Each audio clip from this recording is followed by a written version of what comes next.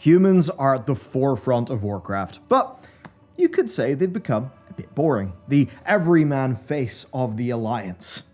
Today, well, we begin the first part of a 3-part series that is really going to dive deep into the newest lore, and it's going to be pretty damn incredible. I mean, when you think about the humans, other than being cursed Vrykul, as we learned in Wrath, they don't seem to have a strong origin story. But no more. Dragonflight is setting up a mystery that could give the humans, one of the most popular races in World of Warcraft, some incredible historical character. And it begins in the Jarradine cave paintings. Yeah, they show us how the Jarradine gained their elemental power, but they're also our first clue. Cave art is significant just for its existence, like in the real world Le Sceau in modern-day France, which has immense cave paintings dating back 17,000 years ago. They're some of the oldest surviving signs that humans were different, that they were capable of culture, would one day build civilizations. The Jarradine might seem like some random elemental warlords, but they show the same signs of civilization, the same markers as humanity, putting them at the core of one of Warcraft's greatest mysteries. Today, we will use their art and their stories, and them, to build a timeline of humanity on Azeroth. Once everything is laid out, we will know exactly what parts of the story we're missing. And also, don't miss today's sponsor. Skillshare, been a long-time supporter of our channel. First 1,000 to click my link, get a month of premium for free. Now here's the deal of how they're exactly useful to me right now. So we're doing a behind-the-scenes documentary for our upcoming game, The Pale Beyond. And Skillshare is really helpful. Nathaniel Drew is one of the great creators on YouTube, and How to Speak Confidently on Camera, a guide for content creators, is absolutely fantastic. This is a topic that took me years to get just okay at. Sure would have helped me a lot if I had Skillshare at the time. But here, Nathaniel will teach you his process, even show you his own behind the scenes. And for the behind-the-scenes documentary that we're doing for The Pale Beyond, the people on my team, with next to no on-camera experience, will have to talk to camera. That is a really daunting thing to do naturally. And that's where this is absolutely fantastic, because what Nathaniel has done here is absolutely brilliant. It will help my team understand, more of what I do. It'll help them get the process of just being on camera and feeling natural. So you can see how this is directly useful for my day-to-day life. I also think it's an amazing skill for everyone, be it doing a presentation at work, talking into Zoom confidently at work, using your phone's camera to promote yourself, your business, or to have fun creating online. What better mentor than Nathaniel Drew? And that's the thing, no goal is too small. Everything is a journey, and I'm now in the position in that journey where I'm a bit more used to talking on camera, so for me the next thing is working, getting a little bit more, confident in front of a crowd. Skillshare, that's the great thing, on your learning journey. On Skillshare, you will find a wealth of career-focused classes. And often with Skillshare, you'll have heard, say, video editing, photography, illustration, but there's so much more beyond that. Be it talking to camera, like in my job right now, perhaps learning a new platform like Shopify, something new, coding, honing your professional craft. I've got more career useful knowledge from Skillshare than my darn uni course at this stage. And the great thing is, the first 1,000 to click my link down below will get a free month trial of Skillshare Premium. Tarzan the Blind is the closest thing the Jarradine have to a sage. He's the keeper of their great tales, going so far back as to say the Jarradine were the first earth giants to walk the planet's surface. One of his folk stories could be particularly relevant to humans.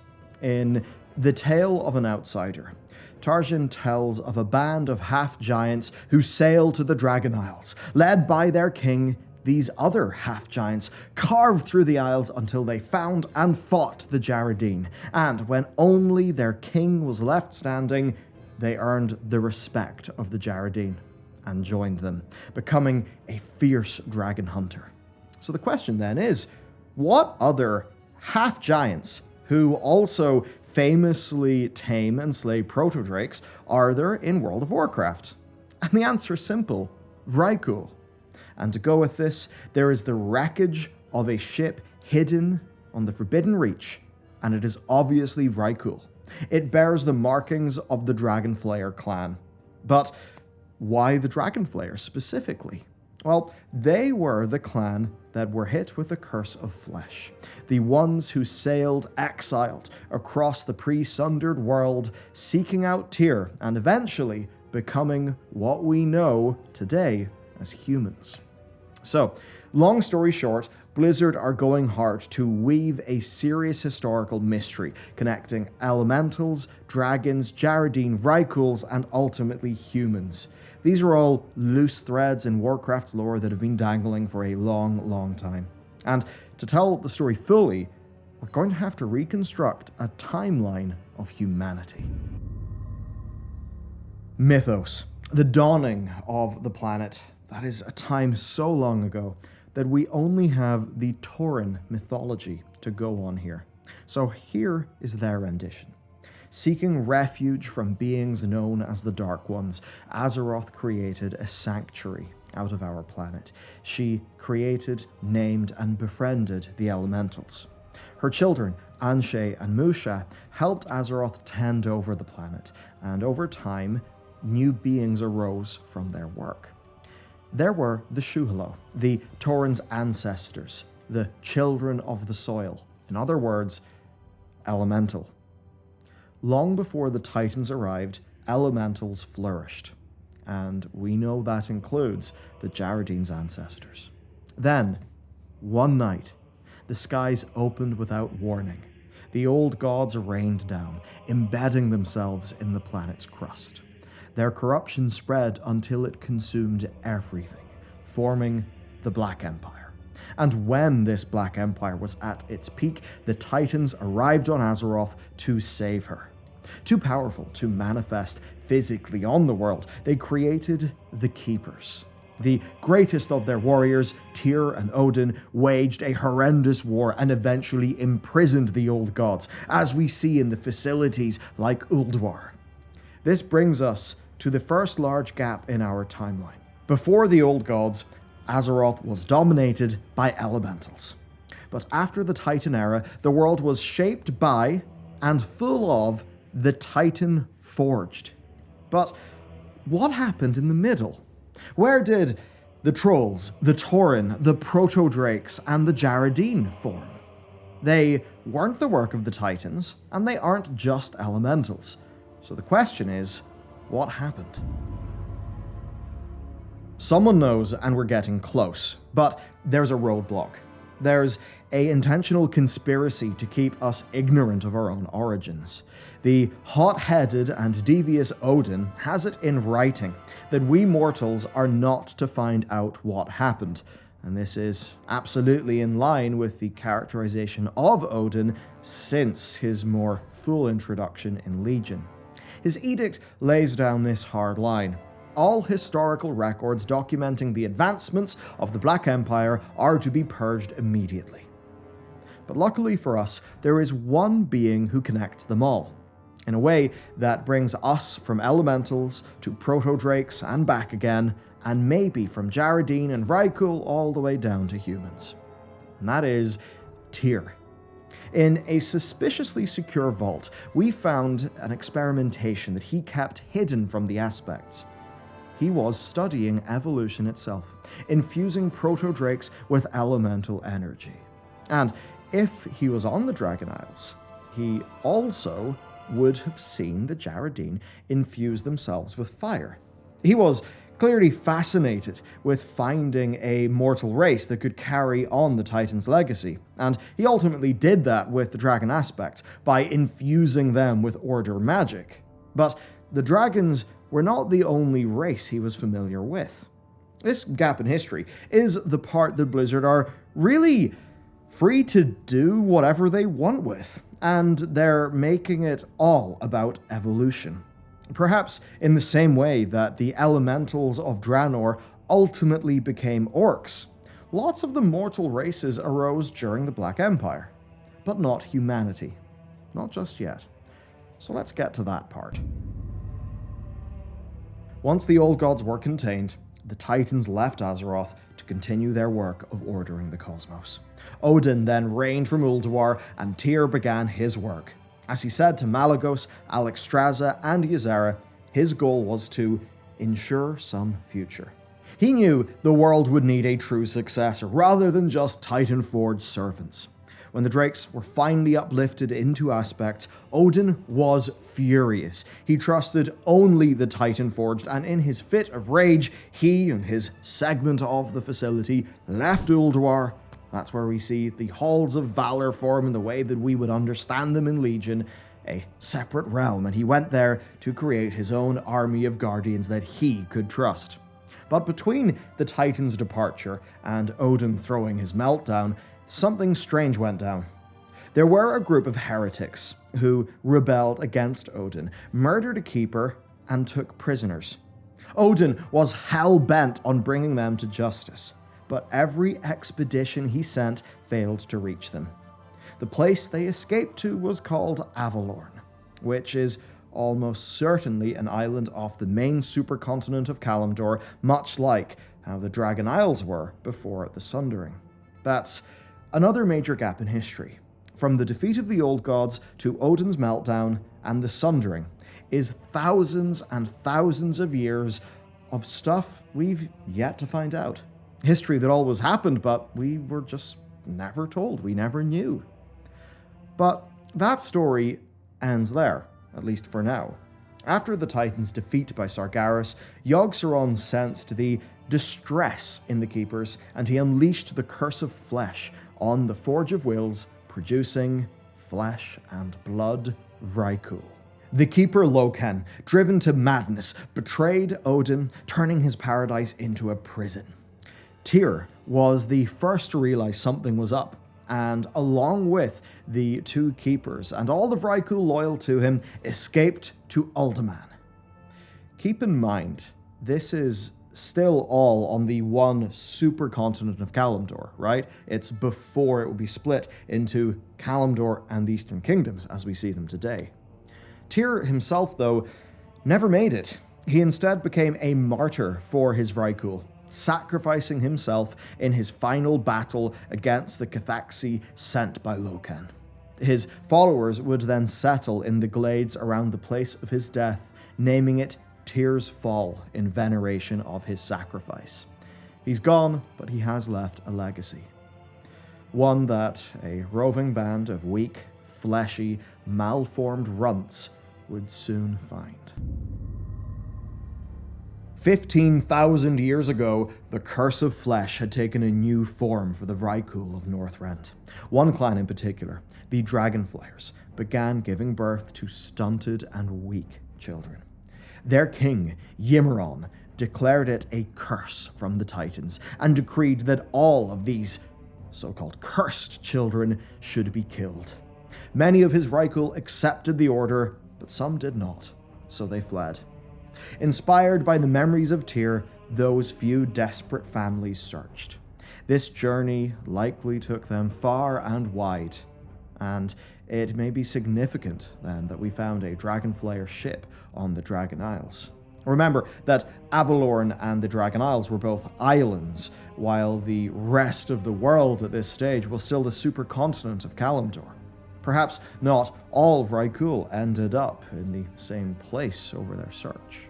Unfortunately, we know almost nothing about this huge stretch of human history, but we know some eventually found a place named Tearsfall. The Vrykul who had remained here for thousands of years after Tyr's death were few, but they took the children that we now know to be the first humans, and they taught them everything they knew.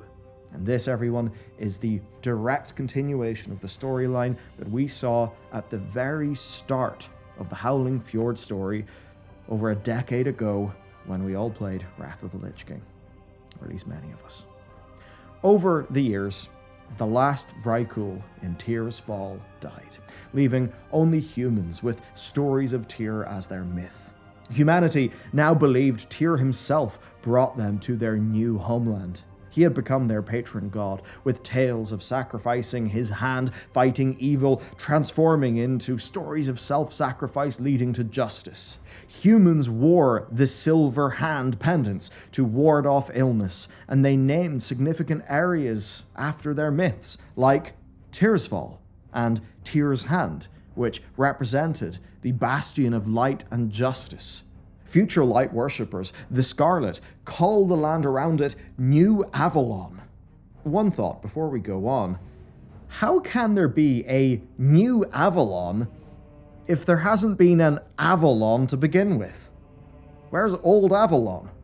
It would be like New York existing without, well, Old York. Maybe there is an Avalon, or Avalorn, and we just haven't been there yet. In the 15,000 years after finding Tearsfall and surviving the Sundering, humans flourished. They eventually had 3 tribes, the Arathi, the Alterac, and the followers of Lordain. The Arathi built the first kingdom, Arathor, with Strom as its capital. They united the tribes with diplomacy and equality, and some violence when others failed. Much like how the Jarradine had clans that warred until they were united under a common purpose, and much like a keeper's description of the Avalorn heretics, saying it was their nature to turn on one another. 2,800 years ago, humanity finally clashed with the Trolls. The war was desperate, and the Amanai Trolls had numbers on their side. Then, ambassadors from the High Elves of Quel'Thalas arrived in Strom. In exchange for help in their own troll war, the elves taught humanity how to use the arcane.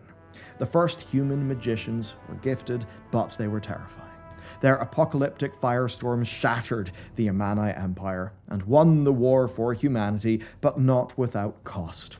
Lordain gave his life in battle, and the kingdom and lands became known as Lordaeron in his honor. But it was his sister, Merildar, who had a greater effect on humanity's destiny. After the war, she was driven to sacrifice by dreams where 5 holy figures, Naru, granted her visions of wisdom and justice. She then became the first human light user and founder of the Church of the Holy Light. This, through the lines being blurred between truth and myth, led to Tyr, humanity's central figure, becoming associated with the light and all of its teachings. The Chronicle itself says that humans, while not the first to use the light on Azeroth, had a great affinity to it, and likely due to their heritage. As much as we think of him as the guy who did all the dragon stuff, it's important to remember that Tyr was just as significant to humanity. His leadership of the Vrykul shaped humanity to carry on the Titan's legacy, whether intentional or otherwise. For the next while, humanity would prosper, and the city-states of Arathor slowly would split into the 7 kingdoms. The west became Gilneas, the central mountains Alterac, the ancestral home of Lordain became Lordaeron. Those who conquered the sea founded Kul Tiras, the wizards who conquered Arcane found Dalaran, Strom became Stromgarde, and the people of Stormwind were far to the south seeking a better life. And I think after that point, you know how the story would go on. Everything's laid out here today. The giant holes in the timeline are probably quite obvious to you. There are 2 massive periods of time, one that hints at being important to the humans, and the other is basically 12,000 years of humans just doing stuff, which does lead us to today's major questions. Why are the Jarradine so blatantly similar to the Vrykul, and ultimately to the first humans? What exactly did the Black Empire do for the planet, or to the planet, so that the Keepers would consider it to be knowledge that would be dangerous to their purpose if mortals found it out? And where is Avalorn, and why is it so important? Now, we're set up with a timeline, and we know what's missing. But that's not the end. This is only part 1 out of 3. We have a huge video coming up diving into the one part of the mystery that we know the most about, Avalorn. Right now, it's a footnote in an in-game lore book, but it may indeed become the core of the human origin story in World of Warcraft, something we have never truly gotten. Humans are usually the most boring race in any fantasy game, but Blizzard are well on their way to changing that. And hell, they're not even being subtle. And it's quite nice. Warcraft was always known for its orcs standing out amongst the depiction of orcs in fantasy. Warcraft's humans always had a few interesting points of texture. And with the video series that we're creating, with the lore that Blizzard is dropping, and with the upcoming Human Heritage Armor questline, and that it seems that there will be multiple variants of this heritage armor, including different themings to represent different branches of humanity, I think that this absolutely is the time to tell this story. Okay? Stay subscribed, of course. I cannot wait to get the other episodes out for you. Thank you so much for watching, and with that, have a wonderful day.